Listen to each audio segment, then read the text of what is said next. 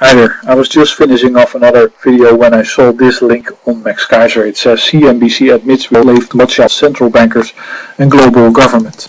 I think, of course, I was making a video about completely the opposite. And just to prove my point of the video that I'm not going to I'll show you a little bit of this clip. It begins with a question. I think that right now the question is all work for central bankers. That's what I want to address to our guest tonight. Is this global governance at last? Is it one world? The central bankers in charge? Jim, you say. So this is about are we at the mercy of central banker? And that's the qualification, the mercy, because these people. Fiscal cliff. They're driven by central bank proclamations. They're driven by false rumors coming out of the ECB. Currency, they continually water down. They continue to water our currency down, and the market's going to feel good about it. Sorry about the shifting and the jumping of the image, but you can hear the anxiety in the voices of these people. They don't like it. Who are the captured? Are the people the captured who have to basically face a reduced fossil fuel supply, which is a fact? Or are these people the captured who have to run around and pretend that they're in charge when they basically have no control? This weekend, I think they really screwed up here. They said that we're going to do this Operation Twist through the end of the year. In other words, they're going to create uncertainty about what happens after Operation Twist, right at the same time that the fiscal cliff kicks in. Do we really want all that uncertainty? So all that uncertainty, are we at the mercy of the central banks? This is what's happening. And actually, you know, I think that the perspective that people should take is that if they pick up, if they assert themselves, then these guys are powerless. These guys are completely in a mess.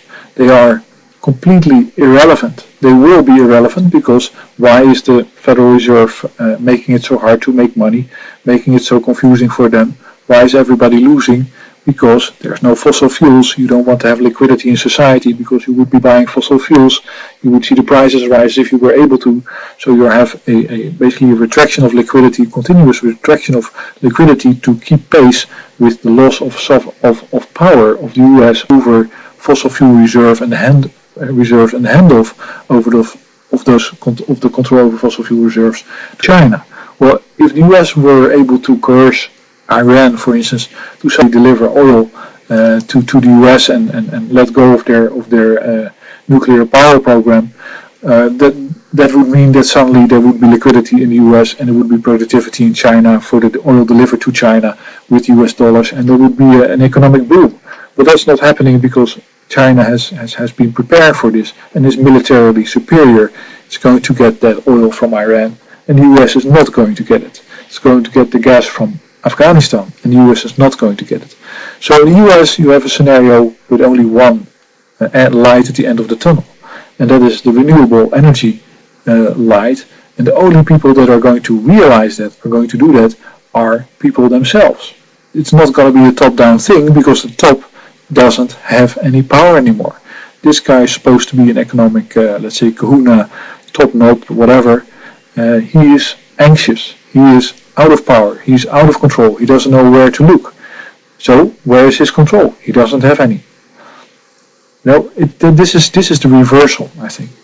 It is a very pleasant thing, and I think that should be amplified. The notion that the top-down structures are not crumbling, they're evaporating. They're disappearing, and what you need to do is step up and fill the void by organizing local renewable energy sources, local energy storage in your city, municipality with the resources that are available, and if needs be, let's say, politically forceful in acquiring the resources and reserving them to do that. And if you do that, then you're creating your own wealth, your own basis for wealth. And the funny thing is, you're the only one that can do that. So you're waiting while you're watching this, and while you're reading this, we're all slaves to the Rothschild central bank. It's not true. It's not true. The moment you decide that you want to have renewable energy to power your environment, you're no longer a slave. And nobody can stop you. I think that's good news. And I think that it is indeed the narrative of the financial sector, that we will all be slaves. But you have to realize that in order to have slaves, you have to be able to exert discipline. You have to be able to capture people. And believe me, there is no power top-down enough to capture people, to enslave them. The only way that that would work eventually, and that's what happened in the gulags, is if you use heavy criminals with weapons to do it. Rapists, people like that. So the stuff that the people need to do is organize themselves against criminal activity. Make sure that you know who the criminals are in your environment, who the immoral people are. And then there's nothing that can basically stop the reversal of power from top down to bottom up, I think. It's my opinion.